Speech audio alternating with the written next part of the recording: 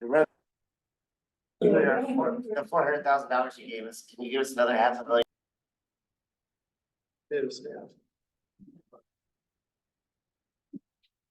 All right.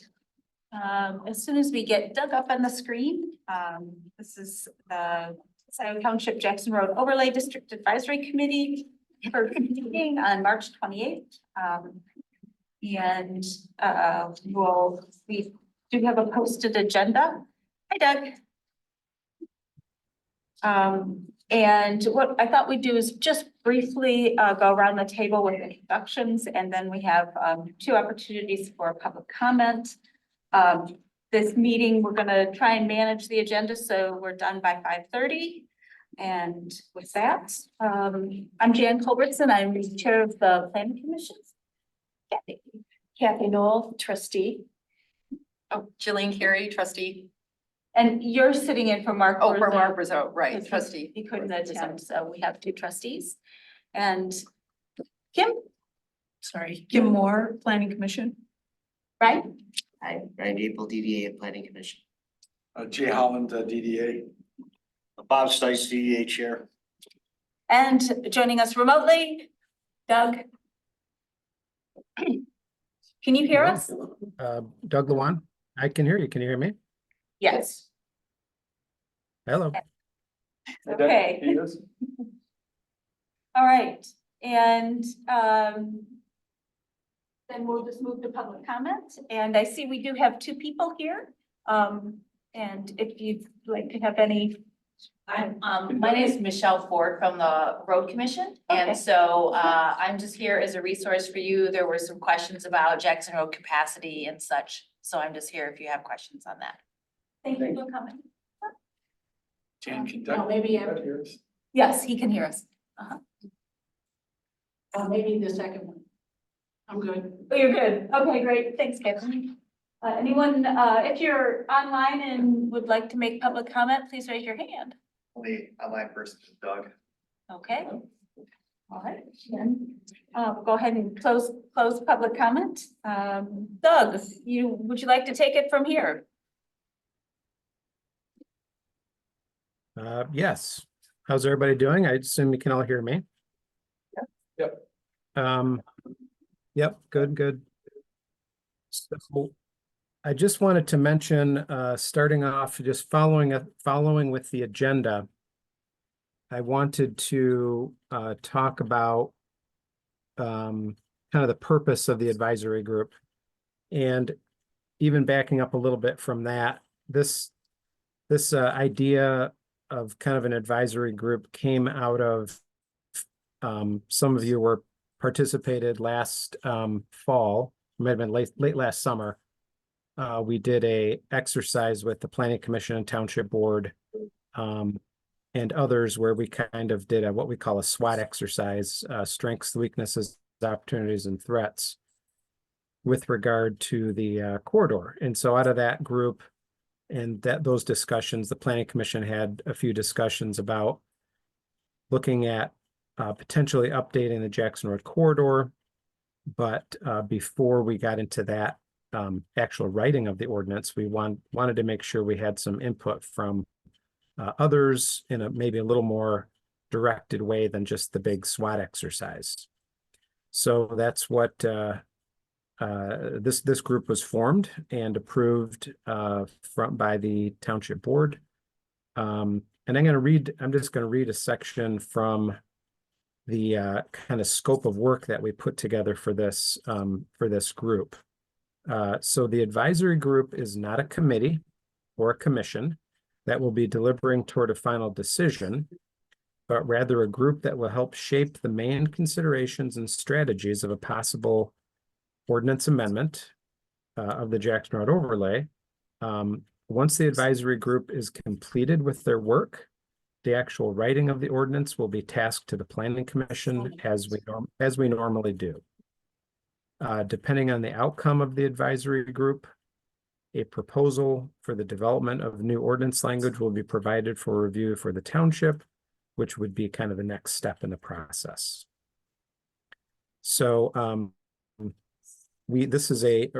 we want this to be a relatively focused group of people. We have 3 meetings planned. That's kind of the last thing on the agenda, is to figure out when we're going to meet again.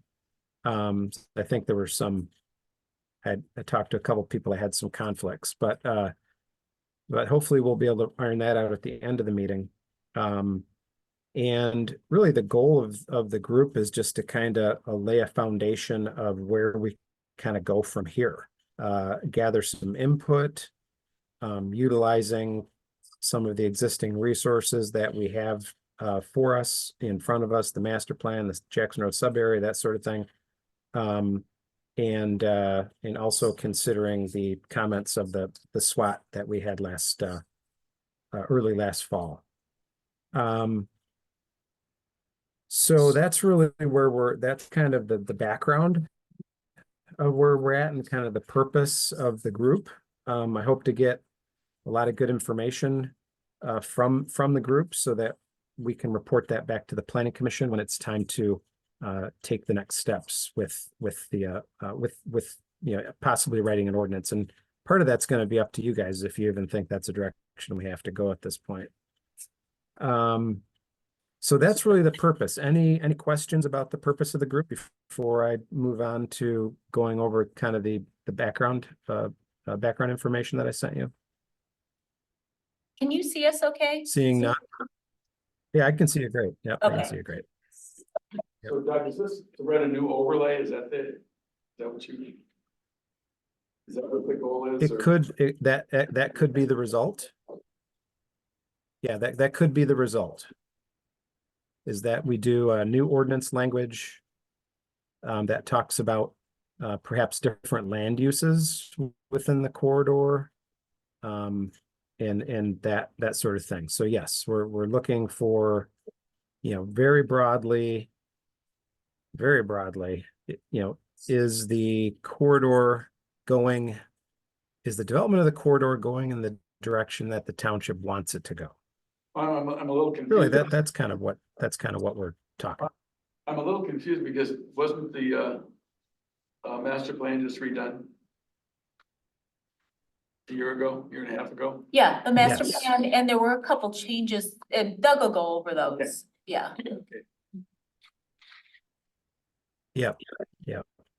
And the master plan was pretty broad, and I think it would address some of the things that we could do. I mean, we could have just launched right into some ordinance provisions, but we wanted to get a little more input from others before we did that. So that's kind of that's the group, the real purpose of the advisory group. And in your packet, and the beauty of doing this virtually is I can share my screen and kind of go over some of this, talk about some of this stuff and put it up on the screen. So I'm going to do that right now as I talk. And I assume you guys can see my screen at this point. Yes. Okay. So I've got of course, the agenda. Right now we're going to be, really the main purpose of this first meeting was to, go over the existing conditions of the corridor as we know them, and, go over the master plan and some of the ordinance provisions and some of the, things that are going on in the corridor right now. And just to put everyone on the same playing field. There's, I sit in some of these meetings and there's a lot of discussion about the corridor and what it is and what it isn't. And some of that discussion is valid. Some of it is maybe not on point. So I wanted to make sure that we all have the same information kind of moving forward.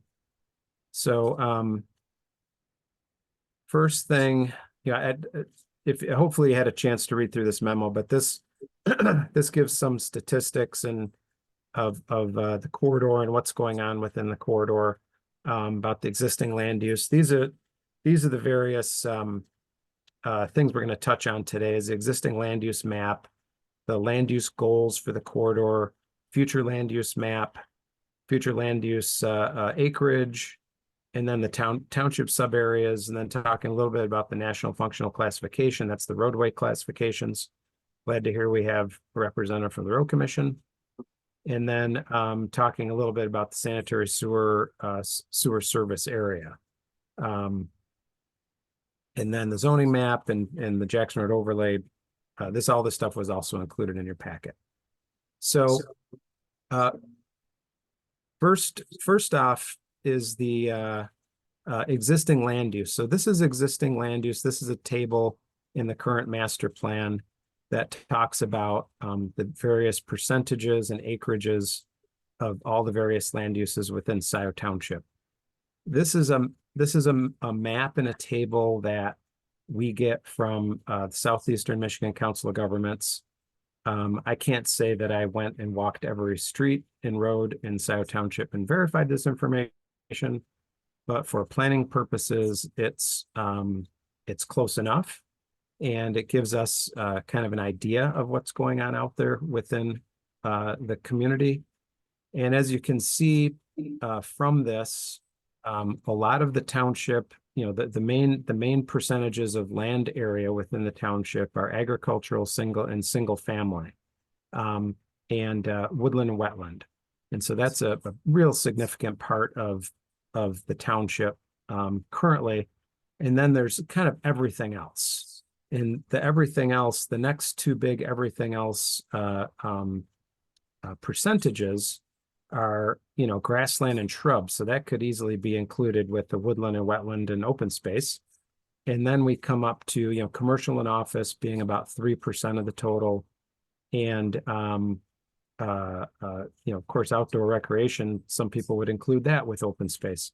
So when you get beyond single family and open space uses, there's a kind of a small percentage that everything else in the township is made up of. And one of the things I pointed out in my memo is that multifamily within the township is 0.4% of the entire percentage of uses. I raised that because there has been some discussion on the part of the Planning Commission for increasing densities and possibly looking at residential densities along the Jackson Road corridor. But again, I wanted to just go over, this table and some of those percentages is kind of some background. This is the map that goes along with that, with that table. And this map shows, that the yellows and the tans are, low density, very low density, single family residential. And then you get into, the reds are commercial, the blues are industrial, office, things like that. Industrial in this case is gray. There actually is a color palette. A lot of people don't realize there's a color palette that planners are supposed to use. This follows that color palette.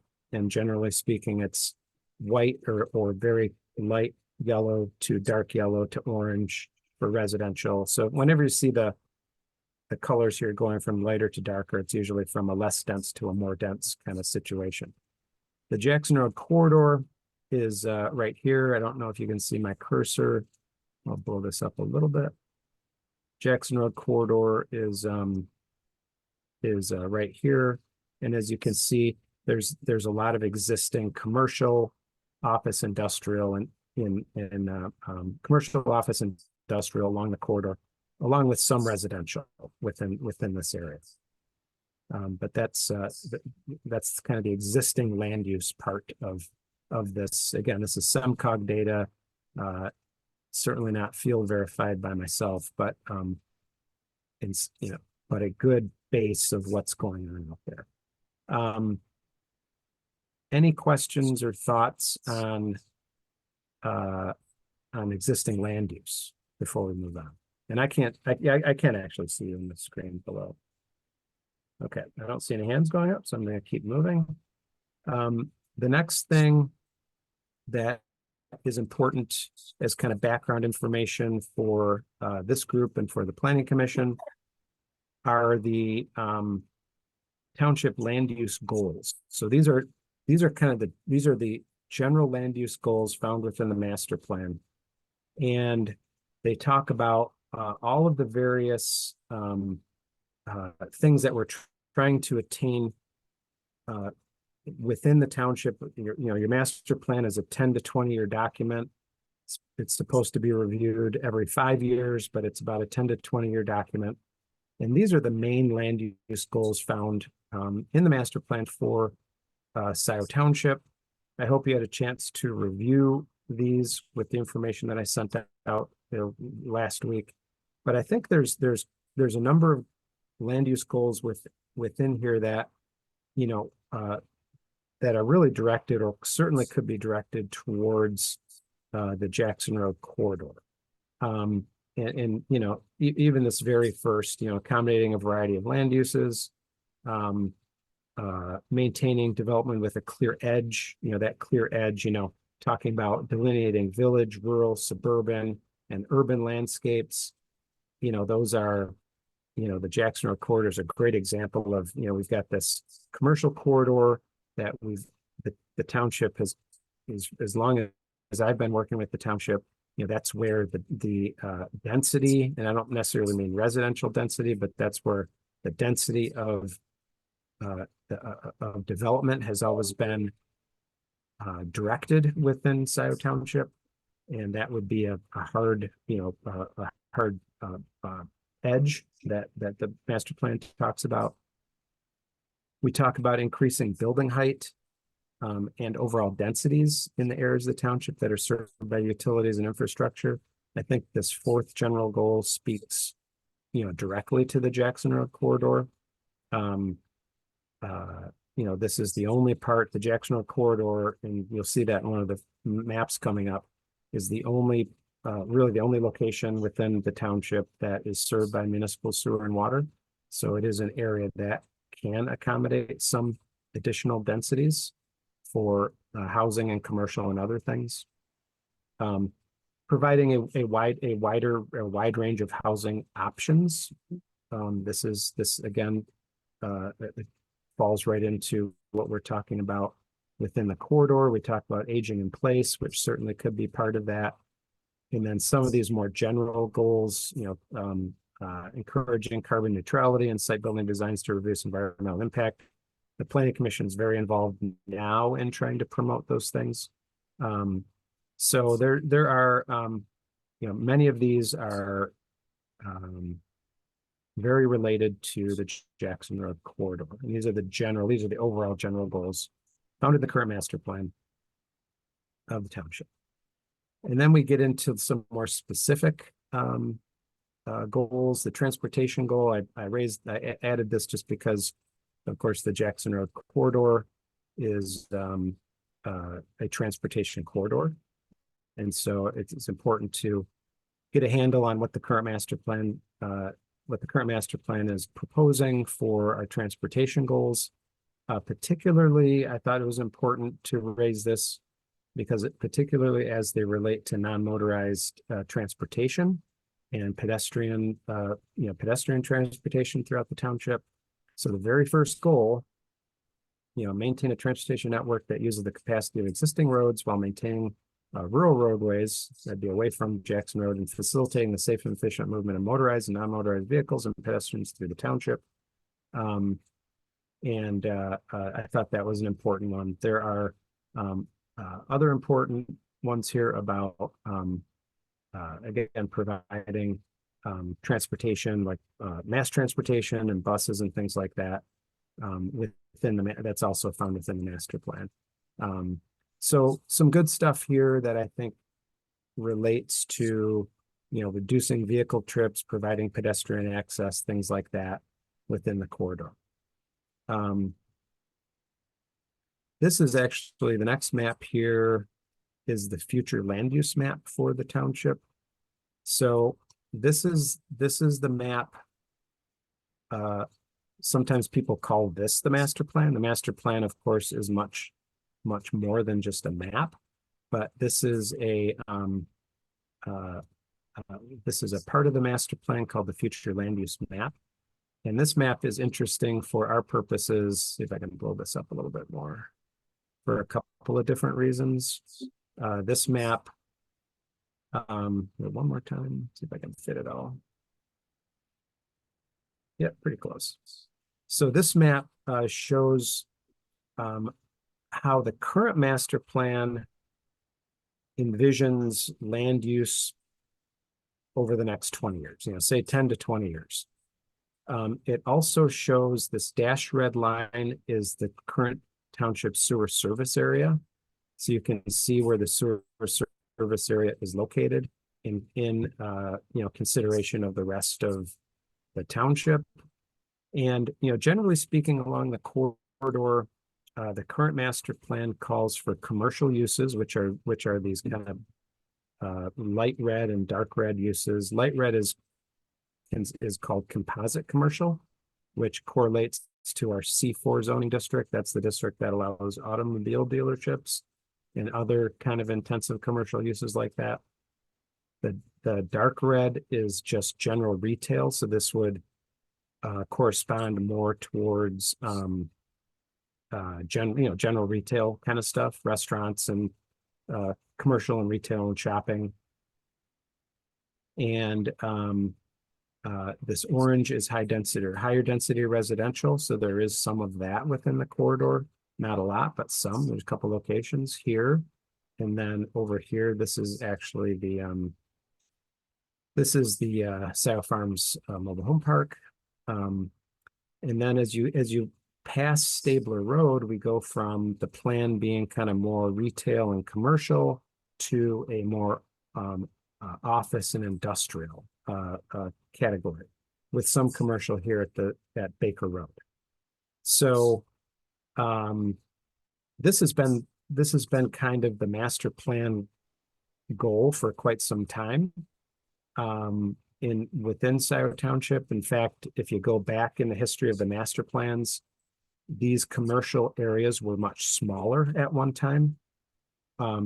My history going back to the first couple master plans I worked on back in the 90s with the township, the only commercial areas that were planned were at Wagner, Zeeb, and Baker. And so this general area around the I-94 interchange, this area generally around the Zeeb and I-94 interchange, and then this area kind of adjacent to the city of Ann Arbor were planned for commercial uses. Everything in between was planned for office and industrial. And that over the years that both the Planning Commission and Township Board kind of changed gears on what they were seeing and what they were, proposing and planning. And so these areas that were at one time commercial industrial and old master plans were pretty much moved all the way from the city of Ann Arbor border up until Stabler Road, promoting a commercial kind of commercial feel. Now, as we move past this map, so that's a very kind of zoning kind of centric idea where you have a master plan category, and then you have, you've got like commercial and industrial and office, and never the three shall meet. And then, try to throw residential in there, and that's a whole nother issue. And so to address this, the township began to look, and I'm going to get a little ahead of myself here, but the township began to look at the whole corridor. Even though these categories are still found in the master plan, they started to look at the whole corridor in more of a comprehensive manner. And that's when we came up with the Jackson Road sub area in the master plan, which ultimately led to the Jackson Road overlay district in the zoning ordinance. And so while we still had these categories, and these were still the general land uses that were proposed, the Jackson Road sub area, which I have a map of in a little bit, and the Jackson Road overlay district started to introduce the idea of mixing these uses together when appropriate. And so now, instead of just the kind of black and white, this property is office, this property is commercial, this property is industrial, we talked about allowing a mixture of office, commercial, and various kinds of commercial and then throwing residential in there, which was never talked about before on the Jackson Road corridor.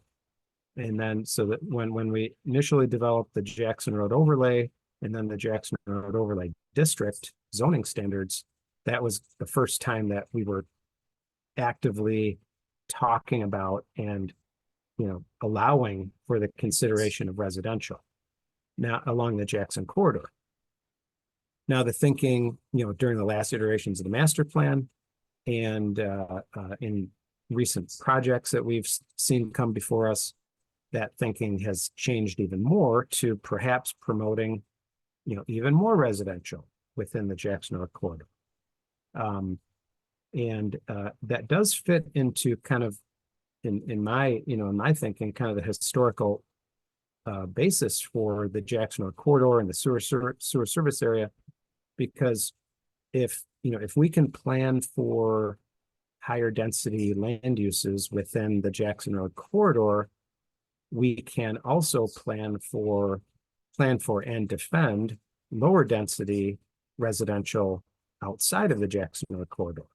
And so we, you know, the township is in good position if we can, you know, if someone comes and wants to do something not in keeping with the master plan, not in keeping with our zoning outside of this corridor, say in the northern part of the township or the southern part of the township, we are in good position to say, no, we have that, you know, planned within our community, but we have it planned within our community in a certain location. And so, and that's always been kind of some of the thinking here within the township, as far as, you know, my memory and my background goes. So moving into the general future land use plan. So that's this map. All of these acreages kind of similar, very similar to the existing land use map. Talk about the percentages of area that are planned for various land uses.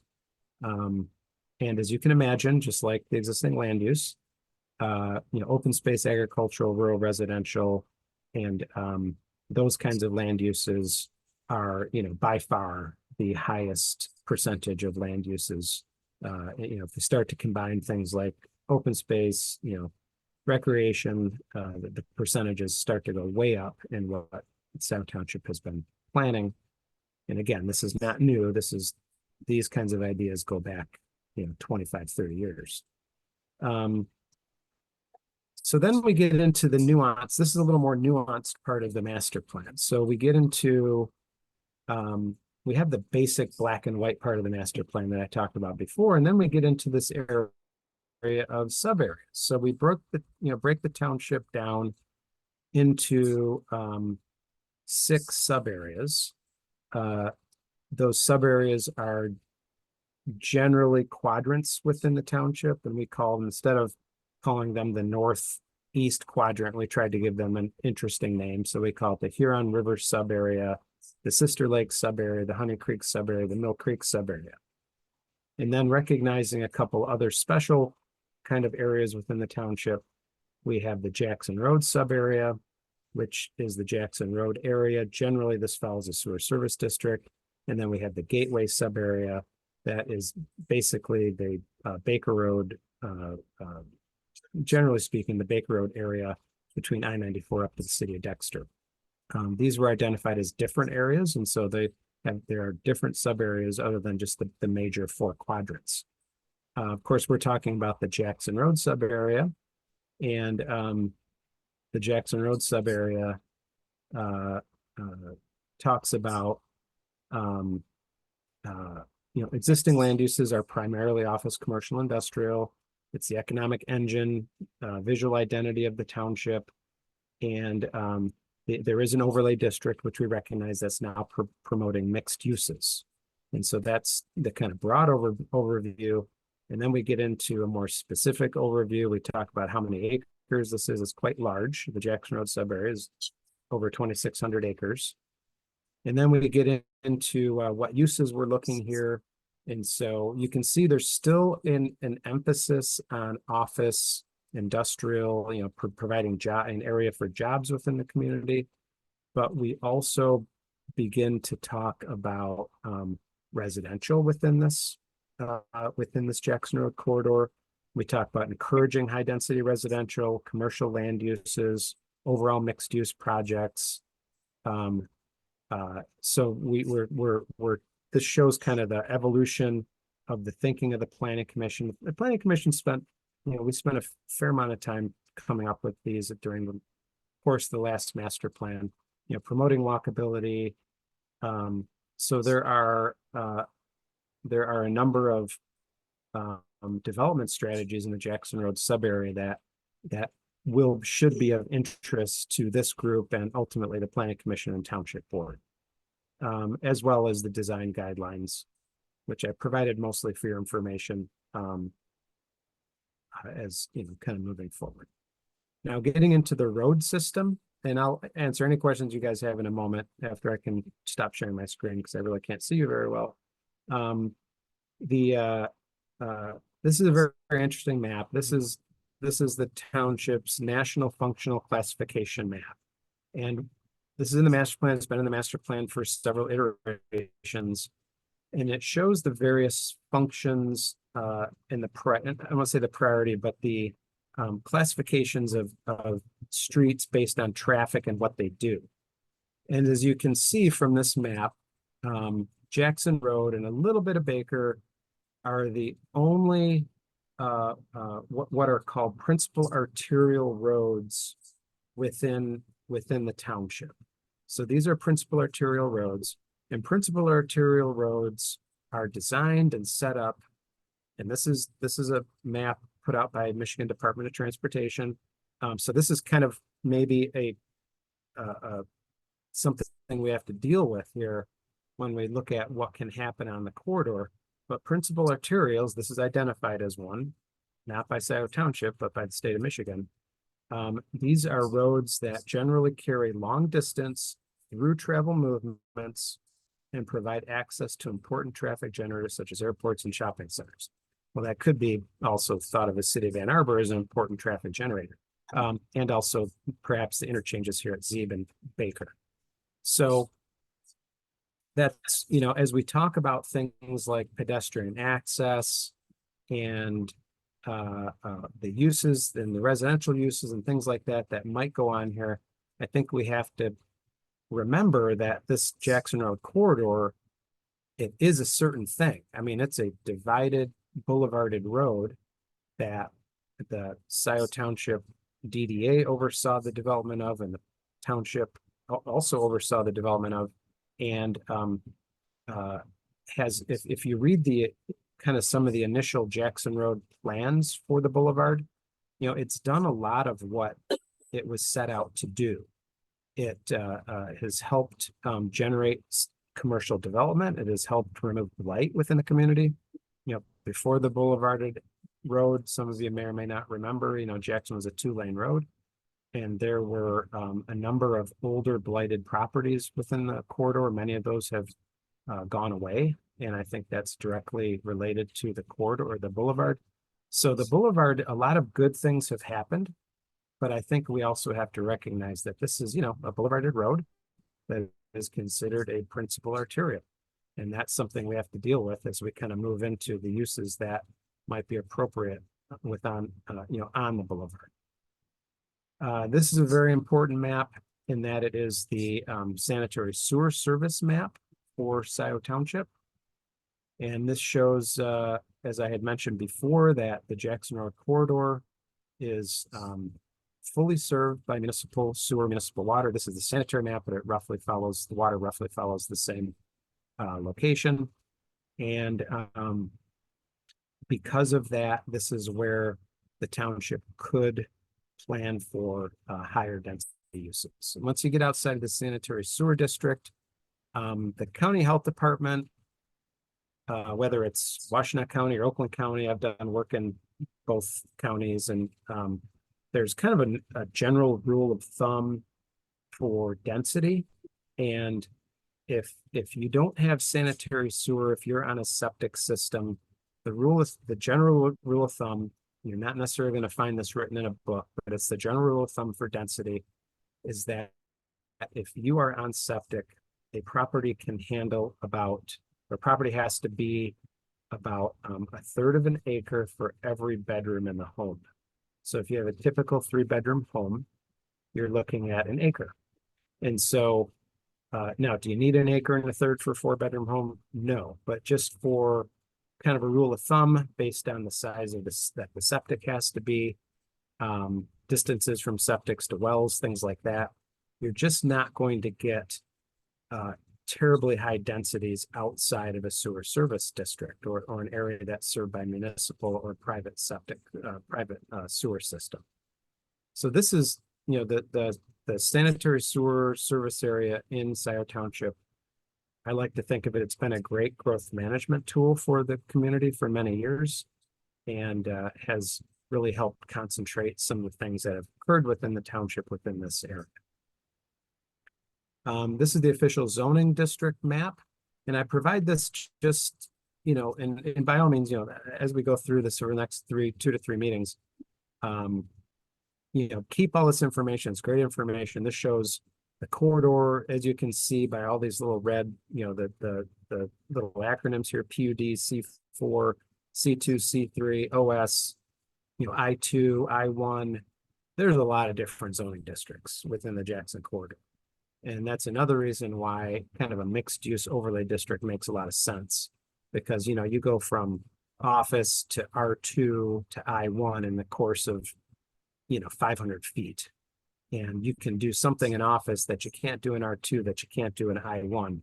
And so having a mixed use district that allows some look at what makes sense rather than following the exact letter of the zoning map does make some sense.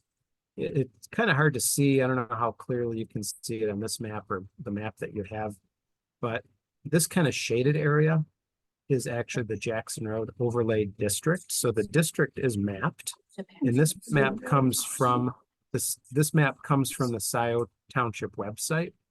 So the kind of shaded area here is the actual Jackson Road overlay district. So it's mapped, it's on the zoning ordinance, and the reason why some of these lots are shaded and some aren't is because there's some acreage limitations to the Jackson Road overlay district and some lot width limitations. And if your lot is too narrow or not enough acreage, you're not in the district. So that's why it's, you know, oddly, like these lots are not in the Jackson Road overlay district because they're individual parcels and they just don't have the lot width that would put them in the district. Now, for example, if these lots were all combined, they would be added to the district because they would then meet the standards for being included in the district. Moving along, zoom out of here a little bit. Oh, this is just the, I think this is, yeah, this is the zone, the Jackson Road overlay district language. Not gonna get into this in any detail right now, but this is, I provided this for your information. This is a, you know, a mixed use district. If you're familiar with form-based codes, there are some form-based code elements to the Jackson Road overlay district that were intentionally put in a number of years ago. Those elements are things like building architecture, distance, you know, maximum distance from the road instead of a minimum distance for the road. That is, we're trying to get buildings a little closer to the edge of Jackson Road instead of further back. Parking on the sides of the building in the rear instead of parking in the front. You know, so that was that's some of the features of this ordinance, and I think it served the township well, but it's getting a little old. I think it's 10, 15 years old. I think Jay was involved in the drafting of that ordinance a number of years ago. This is the SWOT exercise summary that we did late last summer, early fall. And it talks about, we did the strengths, weaknesses, opportunities, and threats. I hope you've had a chance to look at this information as well. It's very, I think it's very good and gave kind of an idea of what people were thinking about the corridor. A number of strengths, quite a few weaknesses. People, you know, have it, you know, a lot of issues talking about the corridor, particularly about pedestrian access and things like that. But, I was very encouraged with the amount of opportunities that also came out of that discussion. And there's a lot of good opportunities here. Please take a chance to review this, particularly for our next meeting. I'm not going to, get into this. And then we had our threats that I put in red. And then we kind of come up to how we're going to kind of end the meeting, or, what we're going to do here for the rest of our time. Let me stop the share here for a moment. Okay, so that's really the background. And before we kind of get into this next part, I wanted to have some kind of a little bit of a focused discussion about everyone's kind of your thoughts about the background information. And I've got some good information from the SWOT exercise we did, but I'd like some information from the group about, what you're thinking of kind of where we go from here. Based on the information you got, kind of where we go from here. Now, I've got a little exercise that we can do that will get us to that. I think will get us to that point. It's called, and some of you may have participated in this kind of exercise before. It's called What, So What, Now What? And kind of what is the existing conditions, which we've just gone through. So what is, is this important to anybody? What we just learned about, and then now what? So where do we go from here? So before we get into that, Jan, I guess I'll turn it back over to you for a minute. Is there any broad questions or thoughts about what we just went through before we kind of get into this little exercise? Thanks. Yeah, I think just a couple of things, I think to highlight some of the discussions and why this has come up. And one, I think, was the discussions that the Planning Commission had about of adding multifamily as a singular use, and the response in the master plan. And that was a response to, we had a presentation with the county housing group, and looked at the statistics on the amount of the variety of housing. We have a lot of single family housing. We have very few rental housing. We have very few apartments, etc. And so when you look at the idea of affordability,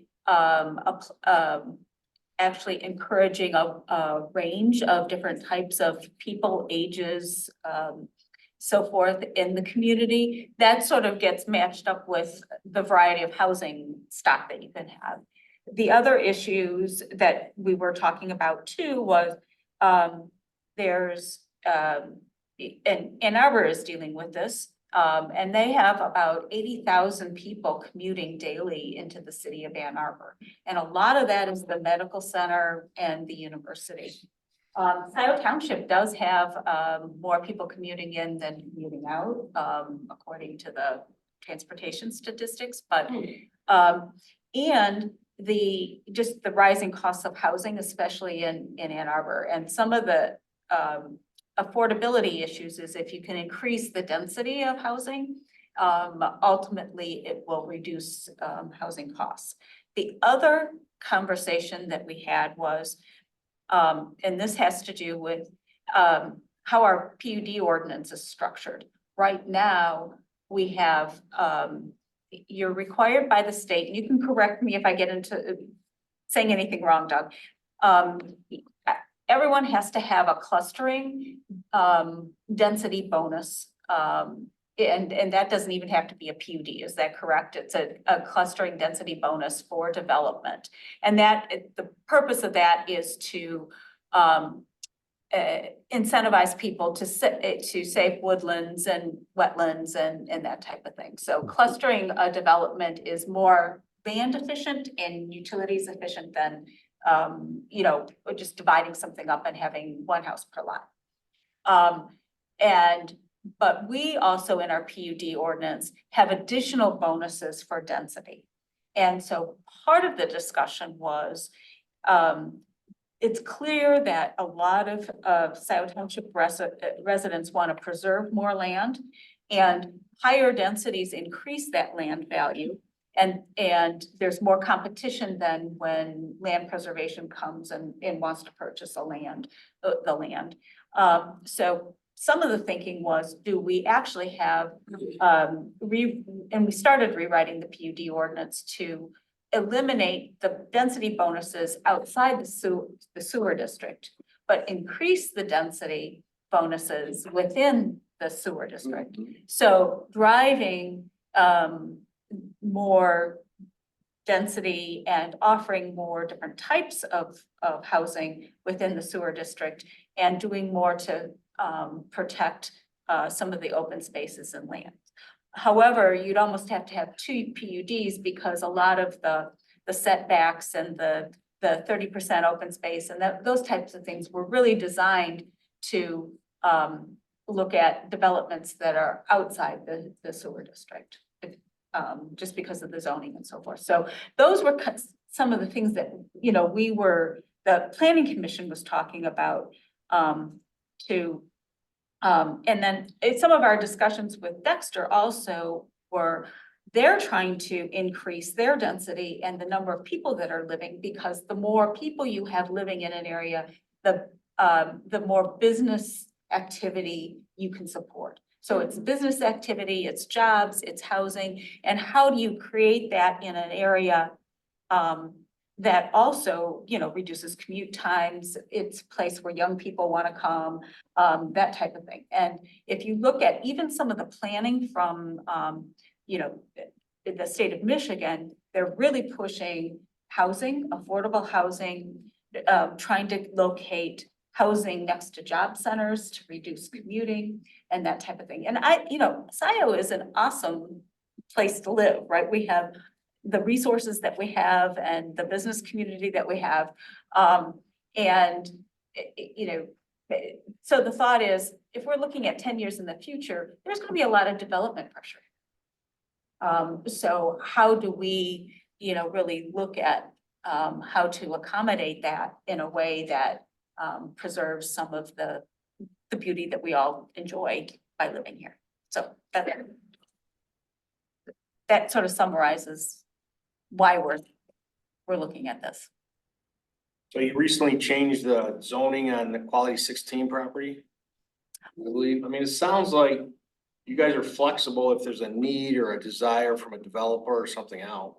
The PUD was amended. Okay. The underlying zoning has not been changed. Right. It's zoned to a PUD, so. Okay. And- It's a condominium too, so there's probably people that get some say in that other than. So I'm just saying, so there's some flexibility, right? If a different type of development wants to come in. Yeah, they can do it as a PUD. And actually, before, we didn't have an opportunity for a standalone multifamily in Jackson Road. It had to be a part of a mixed use, and part of the master plan changed that, which, yeah. I feel like I'm smiling because Go ahead. I sat several years on the board of the National Association of Home Builders. Mhm. And this is exactly what developers and builders were asking for. And save the open space people were like, oh, hell no. And this is sort of like kind of going full circle, because did I hear you say have lower densities outside of the sewer district and higher densities inside the sewer district? I mean, I was arguing with the city of Ann Arbor over clustered housing in the 70s, and I was told to go away. You know, so by the same people who today are arguing the other thing. I do have a lot of concerns about where, particularly with the idea that concept separates socioeconomic groups very quickly to the haves and have-nots, as far as the cost of affordable housing, which is now been renamed attainable housing, and your estate residential. So So I think that's a good point. just to turn that back around. Yeah, I think, I don't know how, the statistics change, but the last, I just jotted this down, the medium home value, I think it's gone up since these statistics in Scio is approaching 450,000. And the average rent is 2,500 a month, something like that. I do have a It's- comment on comments that you made, that you talked about there not being any residential, pardon me, rental. There's not much rental housing in Scio. Now, I may be misinformed, but my understanding is the property at Jackson Road and Baker Road is all rental housing.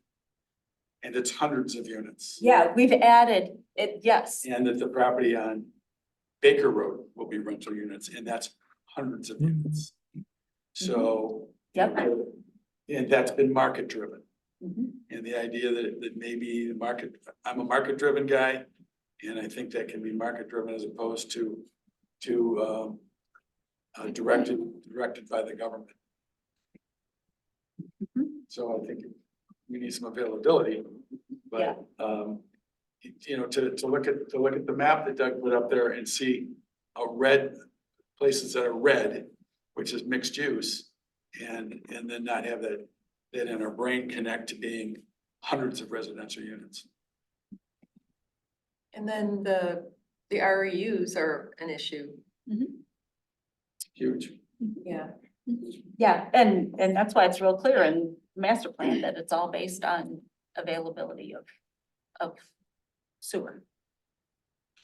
But I do want to think too, is I think, you know, before us, the folks that did the boulevard and, you know, really transformed a lot of Jackson Road from blight to, you know, a much more viable commercial area, you know, I mean, that's really important. And now what we're doing is we're looking at, you know, sort of the next, you know, evolution and what, you know, what that means for the township. Are you proposing multi-story? That keeps, I have to ask that in my brain because there are people that come to Scio Township to not be in Ann Arbor.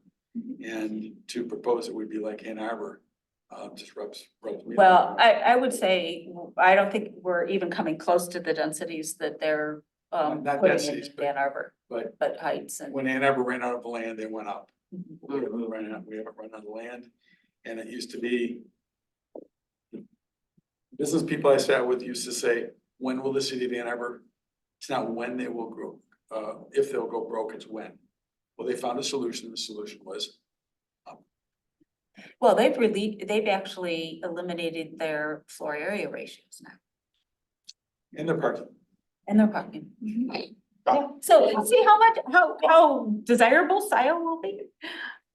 Yeah. I had a couple comments I wanted to add. Mhm. So you talked about higher density development within the sewer district. Which there's an appealing thought to that. But and then corresponding with that, potentially lower density development outside of the currently existing sewer district. But I think that we would have to look at that issue very closely because I think one of my concerns with this is we might get higher density development in the Jackson Road corridor and higher density development outside of our current sewer district because of the capacity for these community wastewater treatment systems. And I know there's a concern about that in the community. Sean. Well, that's gonna be driven by, I think, in some ways by the size of the development, so The size of, the development. So. With the So- parcels that we have along Jackson Road that are vacant. Or they have buildings on, I mean, we're running out of space along Jackson Road.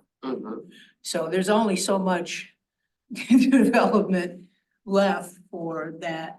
And we're gonna have, that kind of speaks to your issue. We're talking about increasing, going up 4 stories and that to be able to, we have to deal with the developer's ability to make money, our ability to get our goals met, which is more density. So unfortunately, the community wastewater treatments and the community wells are already baked into our ordinances. So the small project fell apart because the Eagle would not permit the dumping of sewage into the creek. And then the Heritage project went forward because they're going into the ground. So some of that's gonna be dictated by, the natural resources too, But I'm saying maybe we're going to need to address zoning ordinance issues outside of the Jackson Road corridor. If we're gonna make the argument that we're doing this so that we can facilitate lower density zoning outside the sewer district and higher density zoning within the Jackson Road corridor. yeah, and that's something we've already begun to deal with, and we're thinking of restricting PUDs to the Jackson Road.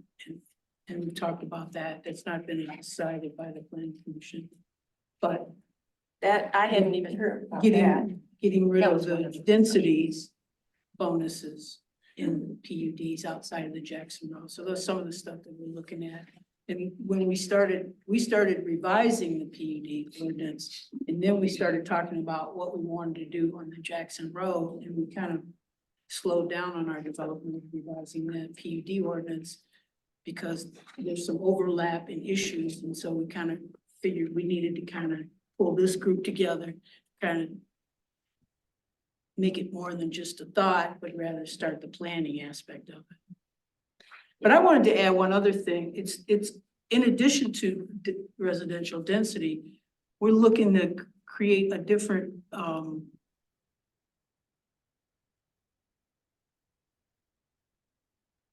don't know how to say it, a different community vibe along the Jackson Road corridor. And so, if you want to create more pedestrian and cafes and things of that nature, and not all of Jackson Road's gonna be a cafe paradise, so it's not that, there's gonna be certain areas that are gonna fit together, et cetera, but there's gotta be a way to get people across Jackson Road safely. There's gotta be a way to create more wider sidewalks for pedestrian. We gotta figure out how do we get non-motorized stuff along Jackson Road, not just slow it down a little bit, perhaps. So those are some big issues too. Just want to mention along these lines, at the ZBA meeting last week, the applicant was the Residence Inn by Marriott. They wanted an extra story, and they had been in front of the planning commission, and apparently, and they'd previously been in front of the ZBA. They wanted 4 stories the first time. ZBA denied it. Then they went, you guys didn't negotiate a PUD arrangement that was agreeable to everyone's, I hear. And then they came back to the ZBA requesting a variance for 3 stories. Our current zoning is 2 stories. And there was a split in the ZBA. They got their variance, but the vote was 3-2. And, 2 of us who voted no were very concerned about the way this happened. I spoke and said that we had the starting out process of this Jackson Road Overlay District group coming soon. Why not table it and give this group some time to deal with this issue? And there wasn't sufficient support on the ZBA to table it, so. I think you're gonna, in all honesty, that's a big issue that's spoken about at public time at our planning commission meetings. And so I know there's a big concern out there. And I'm one for keeping the rural, small town nature of the community, but there's always gonna be some trade-offs.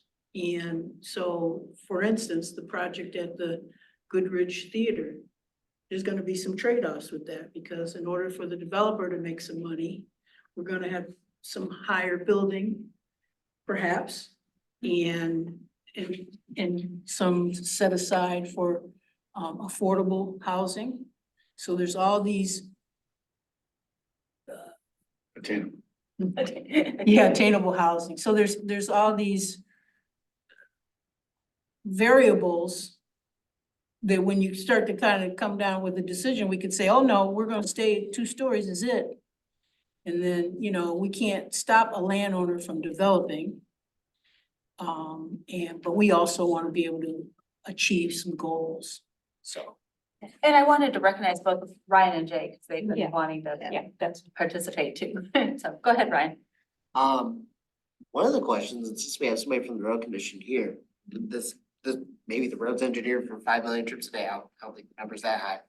Do we know what our number of trips are per day, I guess at some intersections now, and what the road's capable of supporting? That So seems like a very valid question. I brought some traffic counts with me, so the most recent ones I have were from last year, 2023.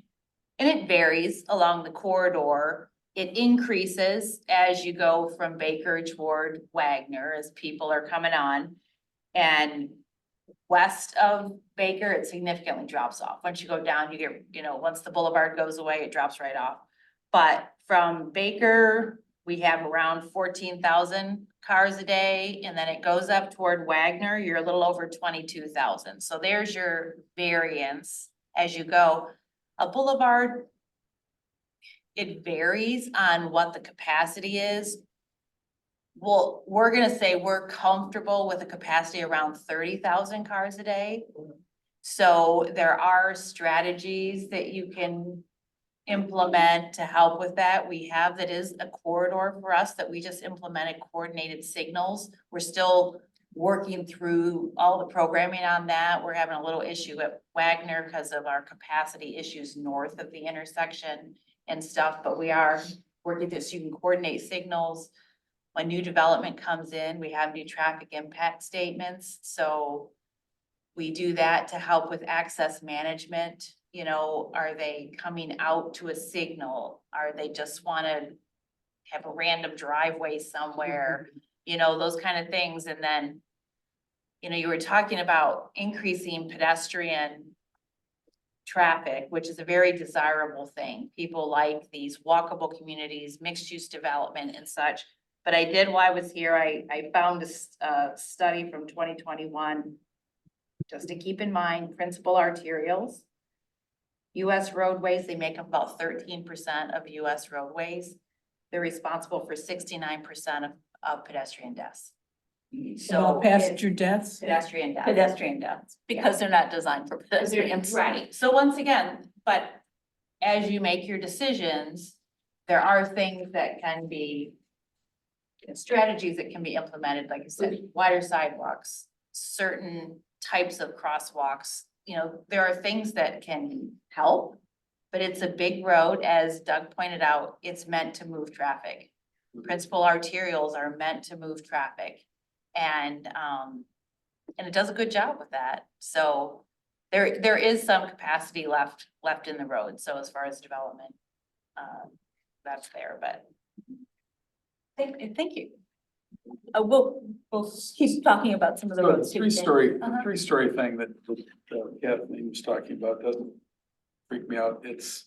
I recall a developer telling me that when they built the apartments behind Myers, that those were 2.5 stories.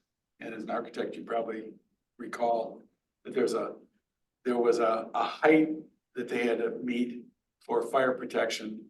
And if they did garden units, they could fall into this category of doing a 3-story building, make their finances work, and yet meet the fire protection goals. But more and more, it's fire and rescue, so that 2.5 story thing. So there already are 3-story buildings, sort of. in the township, but for hotel motel, garden units aren't gonna fly, they're below grade. And the question I had, Doug, they were talking about sewage capacity. I think the issue in Scio, doesn't it have to do with sewage transportation to the plant? Yeah, kind of, I would look at that sort of one in the same, question, and because the capacity has to do with what the city of Ann Arbor is allowing us to send to their plant. So Right. there from time to time been discussing a pre-treatment so that we send less to their plant. Is that true, or am I dreaming that? Getting out of my comfort zone to talking Okay, about never mind. sewage capacity, but I know OHM has, there are methods that can take place that will reduce sewage output. And I'm sure OHM's looking at those kinds of things. Could we have OHM here for the next, maybe to answer some of those We can do that. questions? Yeah. Can I ask Michelle a question? Yeah, go ahead. I didn't understand. You said there's 14,000 compared to 22,000. So when you're like, I didn't understand the direction. So basically, you're picking up traffic as you move from West. Baker to the east to Wagner. Oh, okay. As people are moving toward Ann Arbor, you're starting to get, people coming in from Zeeb, from as they're moving into the city, because we're moving the traffic through. Michelle did actually ask you a question about something you said. That light as you're coming from the north southbound on Wagner, especially around like 4 or 5 o'clock, it seems to take several cycles to move people through them. So That is, let's just say, one of our priority lights that we've been looking at a lot lately, and unfortunately, we do have some restrictions. I mean, what we would love to do is make, long left turn lanes and all this stuff, but there's a bridge there that yeah. we don't have the funds to widen that bridge, and I think is that a city of Ann Arbor bridge? I can't remember. It's an Um, MDOT bridge. Yeah, that might, They- they you're don't correct. want the Yeah, guys it's to over cross the 94. sidewalks there. Yeah, so the bridge limits us. Michelle, thank you. Michelle, I'm on I'm the chair of the road advisory committee, so, and I'm just filling in for a trustee. I am a trustee as well, but, so from what I'm hearing is, so there's a prime, what is, Jackson Road? The principal arterial. Principal arterial. So the more development we have there, the more traffic we're going to have. I mean, that's just. Right. So having safer pedestrian, crossings, how would we do that? Or, I mean, You have to look at it really closely. okay. All right. You need a study. Well, Yeah. you have to really look at it. You'd have to look at, a complete street kind of strategy. There's different things, but it would have to be like a whole holistic plan. So you're not gonna get that development by development by development. You'd have to look at the corridor and make a decision on how you wanted to move forward. Is it true that MDOT won't let us just decide we're gonna put in a traffic light on this road either, right? Jackson Boulevard. Thought MDOT had some control over I have to say, traffic signals. and I stuff. don't know the answer to that. I apologize. Is it MDOT controlled or is it county? It's our road, that's a county road. But like I said, I don't know, because it is with the proximity to 94, I don't want to say either way on that. I don't. And Michelle, we'll probably get in contact with you too, because we're looking at applying for a SEMCOG grant to look at an overall transportation study for that corridor. Okay, and before we go, I do have my cards, I can. Yeah, that'd be good. Yeah, because I think when we were talking about some of the planning commission stuff, and we just got through with a committee on the millage renewal that will be coming up for public transit. And that route, the Jackson route, is the highest used route. And the DDA just installed some bus shelters there too, to help promote that use. However, without any pedestrian crossings, that are miles apart, it's really, it doesn't promote use of public transit either. And so you do have people, jogging across. And as you add residential housing, you'll have people on either side of the road that will want to access the transit, so it is a consideration. Yeah. So I think that's part of what's driving this is, if, we already have that, the U of M's, IHA, and I mean, we have some, people that are doing commuting. There are a lot of people that use the bus at Meyer, so there are some really key, data points that we have that, now about where the largest use is of the transit. Yeah, so that's another part of looking at this. Other questions for Michelle or discussions about the? I would say one more thing. This is something, what you were saying, Jay, and also what he was saying. One of the things I saw the current overlay district is there's different, for example, there's different subsections that have different pre-built and setback things. There's nothing to say that, I realize, height is not popular. But for example, there could be a section, say it's next to or abutting where a 5-story apartment building might be soon. It would make sense to maybe keep the 5-story apartment buildings by each other. Just an idea. Especially, one of the things I thought about last night as I was sitting through training that Kim and I, some other people were on. And Gus has told me this, in Europe, a lot of the automobile dealerships have shrank in size over the last decade. They now have 2 or 3 of each model vehicle, people can test it. And then they order their car and it shows up in a couple of weeks to the dealership, they take it for delivery. If that ends up being the case 10, 20, 30 years from now, a lot of these lots are either going to combine into 1 or 2 or 4. And then that'll be a lot more area that frankly, the best and highest use will probably be multifamily. Or something else, I don't know, just ideas. Cause they've already got the parking. They already have parking. They have tons of parking. They have a lot of land. They also have Little bit of building, a right? they also have a right of way permit, so they don't have to post a big deposit. Anyways, sorry, that was a little dig on that experience. But it's just an interesting idea, especially as Jay said, and kind of ultimately what ended up happening through a myriad of processes. If this 4, 5, 6-story set of buildings or building is going to already be at basically the edge of Ann Arbor, why don't we think about keeping that in that area, at least to start?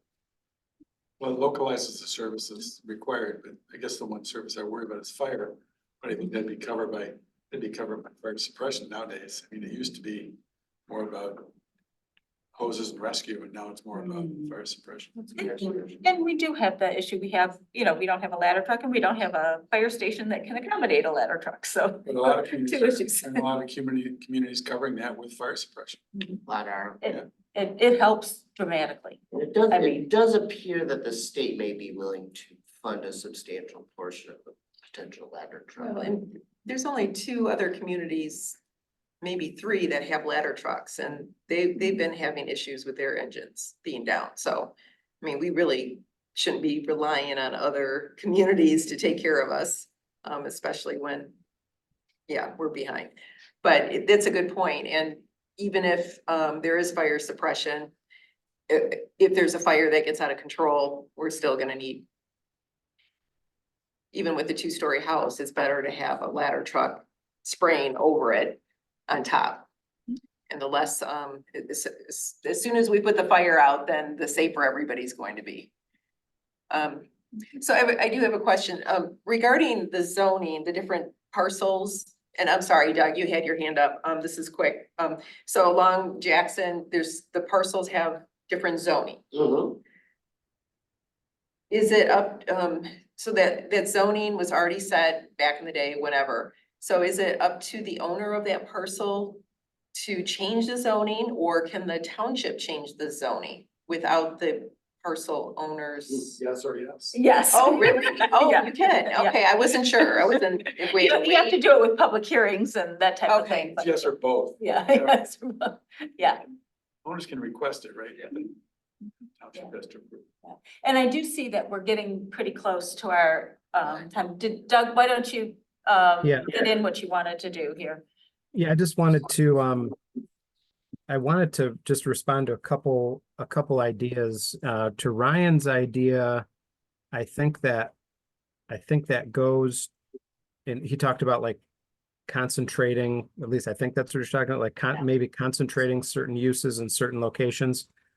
And the planning commission did talk about this, and I believe the joint meeting, we talked about this a little bit too. You have to remember that when we talk about the Jackson Road corridor, I think we all think of the corridor and we think of going to a restaurant or whatever on the corridor. But you have to remember that the corridor is 6 miles long.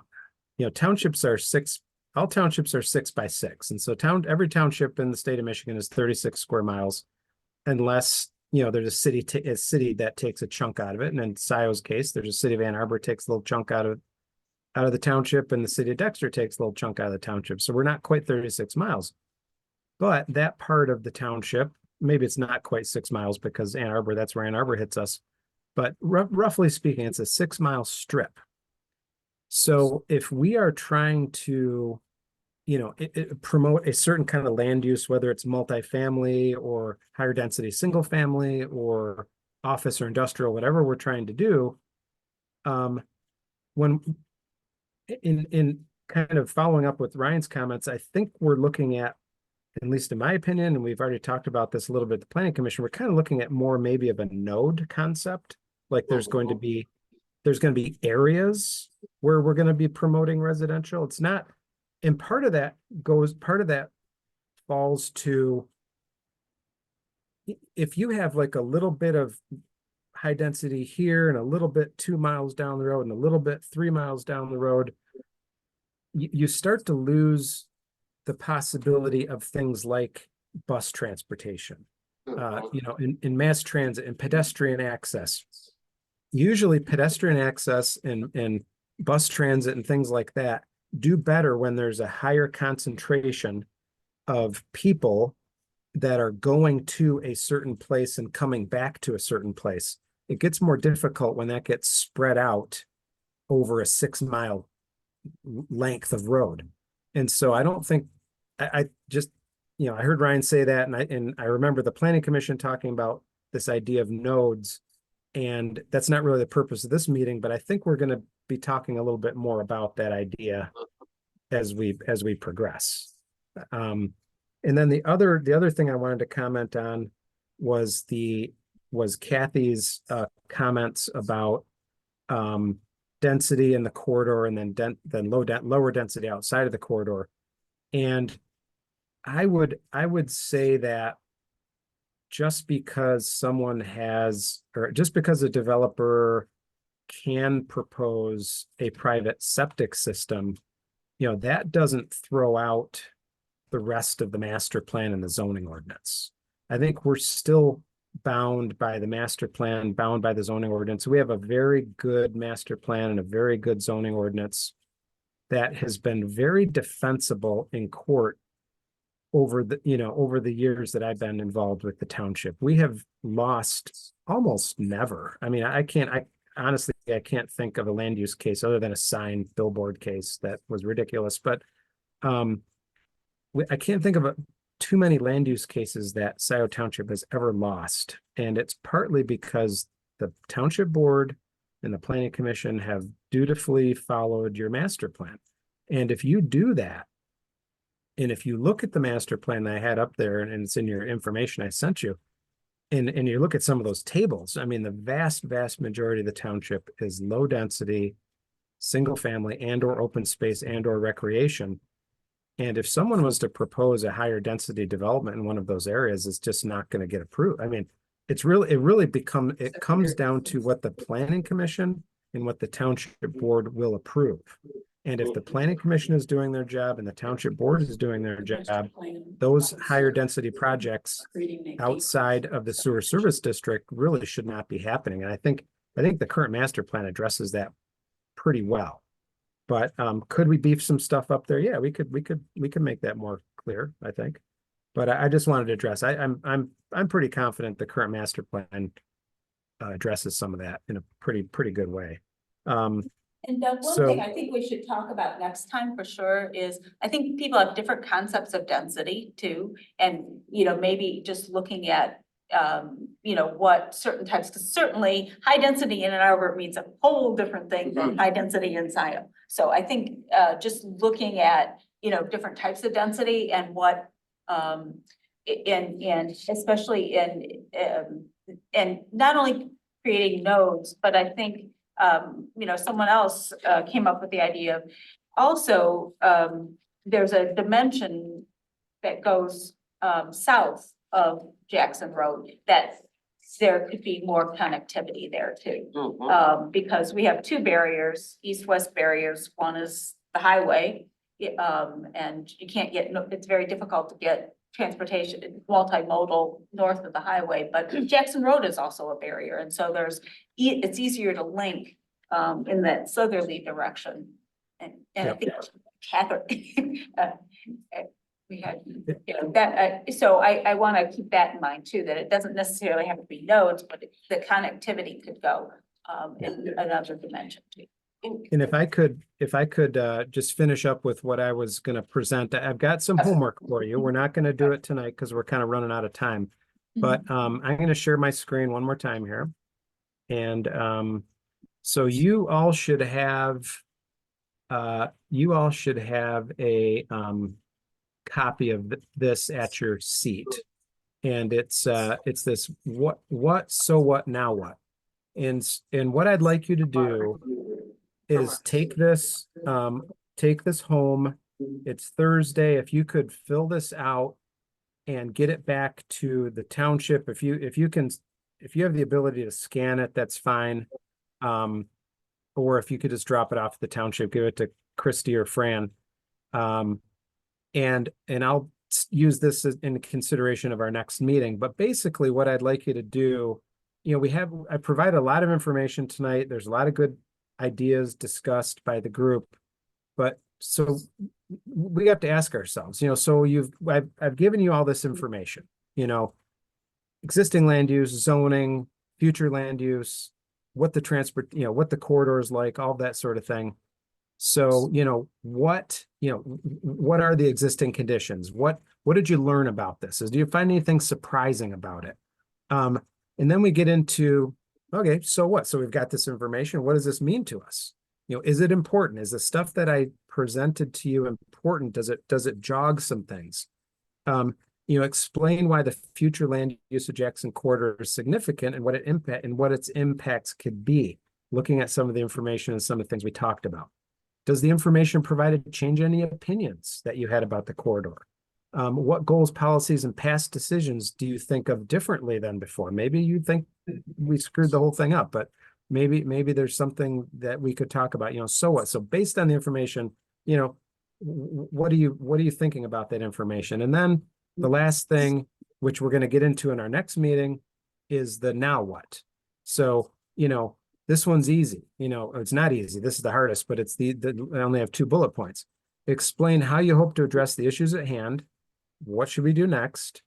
And how do we take what we've learned today and convert that into action? And we're going to start talking about those things at our next meeting. And then if you see, you should have a back part to that paper I gave you. And this is online too, by the way. I had Fran put this in the packet. So maybe you can download it if you want to download it and do it that way. But this is just a couple of sentences on each of these. And, I'll include those in what I give you guys next time to kind of maybe help us direct our conversation as we start to look at some of the maybe some of the strategies that we can recommend to the Planning Commission. Again, we're not developing language with this group, but we're hopefully going to be recommend some ideas and strategies that the Planning Commission can take and then come up with some language. So with that, Jan, I'll turn it back over to you and we can finish up the meeting and Yeah. that and kind of finish things up. I do have a question. So regarding density, isn't that in our ordinance regarding the zone and how much? Yes, we have, yeah, each area has a certain, well, there are densities, but then there are, if you do a PUD or you do a cluster, there's a way that you can increase density. They're called density bonuses. But yes, Because when you approve a PUD, it overrides the existing zoning. PUD is a zoning in and of itself. Yeah, but when if I remember correctly, reading that whatever, so with a PUD, that the density cannot be more than what the original zone was. There was some language in there similar to that. But I'm thinking, when you said density means different, things to different people. Yeah, In other so- words, a high density to someone, you know, in Ann Arbor, they think of high density as being, you know, a 15-story building. And we think of high density as being something over, what? 10 dwelling units per acre. so are you suggesting that we review the density that we want, or? That's I what I think was just, it's more illustrating. I think there are some really nice illustrations of what is something that is, you know, what's 10 units an acre? What does 20 units an acre look like? And, you know, and what does our low density look like? What does our medium density now, what we're calling, because we have those definitions in our master plan. We have, you know, a range of density. And so to visually understand what that means is, I think, really helpful. oh, okay. Yeah, Just- and yeah, so that's what I meant. Okay, thank you for that, because I thought we had definitions already, but then you're right, the visual. Yeah, and if I say high density and Kathy says high density, we may be thinking about way different, you know, concepts there. I know there were some people that couldn't come. We had had a meeting scheduled, but there are a couple people that couldn't come to that. So rather than taking meeting time to do that, maybe I can send out a when to meet poll, and if people respond to that. And it's either, we have to schedule around when this space is available, as well as, when people are available. So, Could we try and decide now and just? would you want to? Okay, we can do I'd that. love to give it a try. Okay, when was that? When Late did we try? afternoons work well. Yeah, 4 o'clock in the afternoon. What do you say? What did? Late afternoons work well. Oh, Yeah, there were 2 people that couldn't make the next meeting. And Doug, I do you was one of remember them. that? You were one of them. When's the next meeting?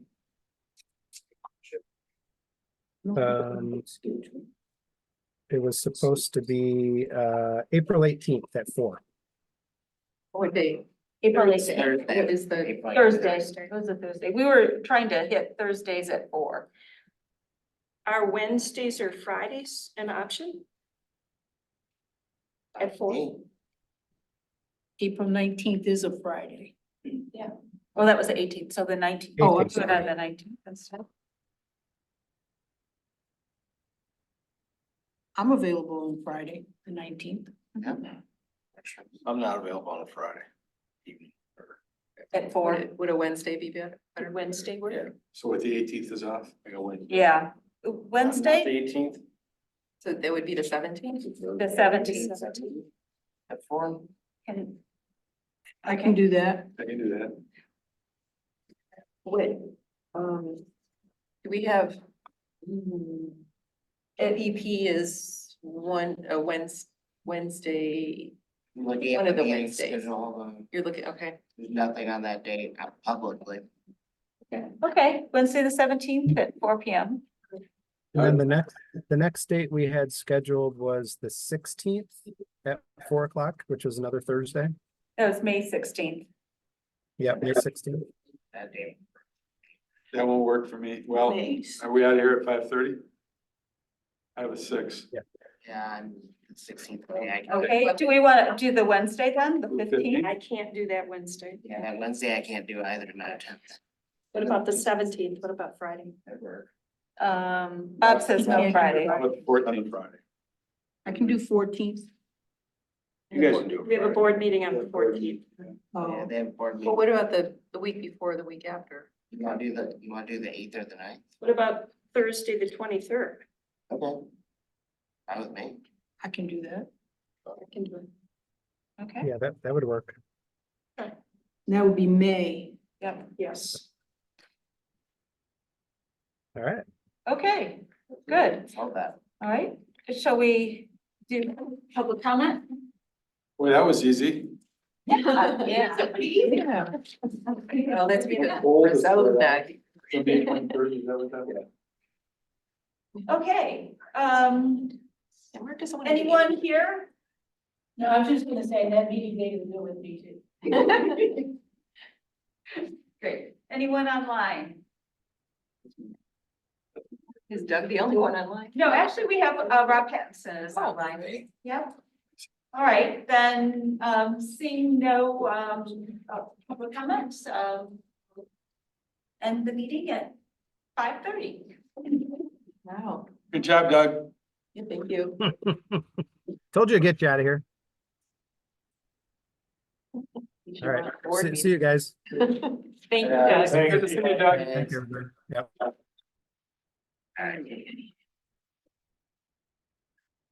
Oh, this is back in the meeting, now I can get these. You don't know how to stop it. So I